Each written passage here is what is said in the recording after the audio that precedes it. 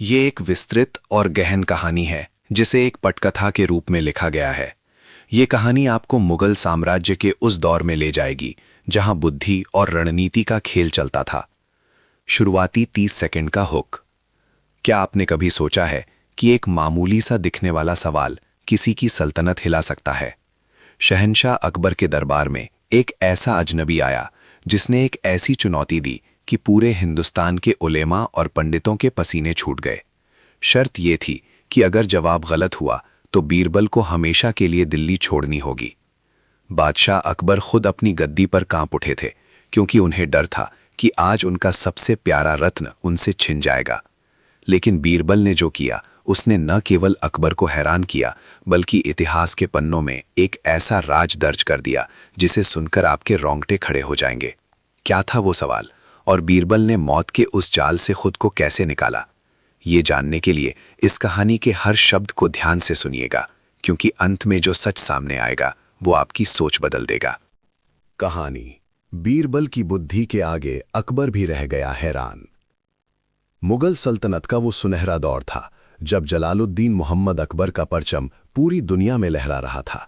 फतेहपुर सीकरी का दरबार अपनी चमक धमक और न्याय के लिए मशहूर था। लेकिन एक सुबह ऐसी आई जब दरबार की शांति एक तूफान में बदलने वाली थी। फारस पर्शिया के सुल्तान का एक खास दूत, जिसका नाम मिर्जा बेग था, अकबर के दरबार में दाखिल हुआ। उसके हाथ में एक बड़ा सा संदूक था और चेहरे पर एक अजीब सी मुस्कान थी। उसने अकबर को झुककर सलाम किया और कहा कि शहंशाह, मैंने सुना है कि आपके दरबार में 9 रत्न हैं और उनमें बीरबल नाम का एक शख्स दुनिया का सबसे बुद्धिमान इंसान माना जाता है। हमारे सुल्तान ने एक चुनौती भेजी है। अगर आपके बीरबल ने इसे सुलझा लिया तो हम आपको दुनिया का सबसे महान सम्राट मान लेंगे, लेकिन अगर वो हार गए तो आपको ये स्वीकार करना होगा कि मुगल दरबार की बुद्धि खोखली है। अकबर का स्वाभिमान जाग उठा। उन्होंने बीरबल की तरफ देखा, जो हमेशा की तरह शांत खड़े थे। अकबर ने दूत से कहा कि अपनी चुनौती पेश करो। दूत ने वो संदूक खोला। उसके अंदर 3 हूबहू दिखने वाली सोने की मूर्तियां थीं। तीनों की बनावट, वजन, चमक और नक्काशी बिल्कुल एक जैसी थी।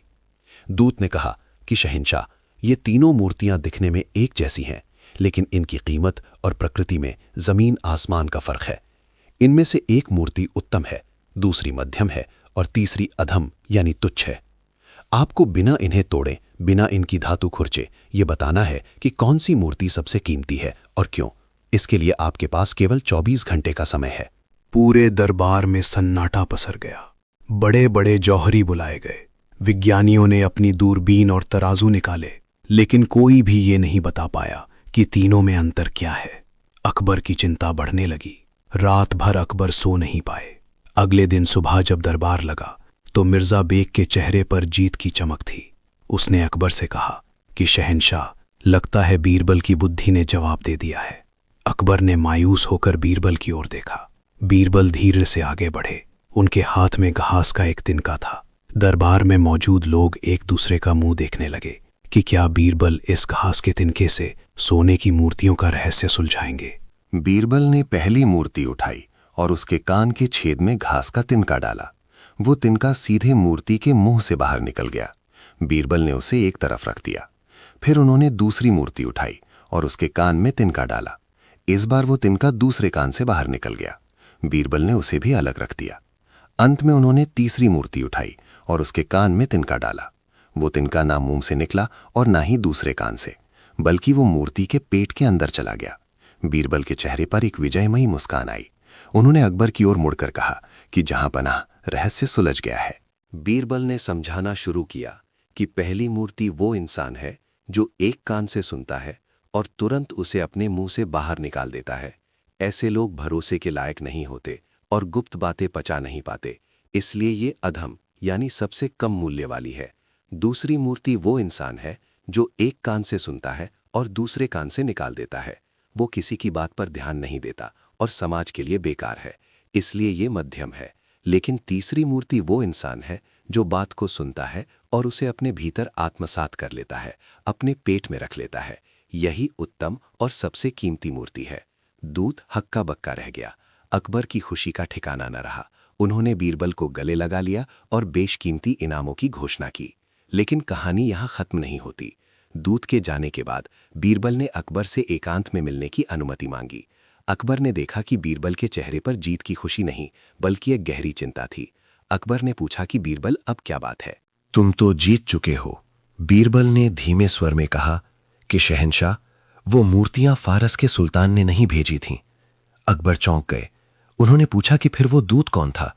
बीरबल ने कहा कि वो दूत हमारे ही राज्य का एक बागी था जो भेस बदल कर आया था। लेकिन असली समस्या ये नहीं है। असली समस्या उस संदूक के नीचे छिपे उस गुप्त पत्र में थी जो मैंने मूर्तियां उठाते वक्त देखा था। उस पत्र में लिखा था कि अगली अमावस्या को आगरा का किला अंदर से दहलेगा।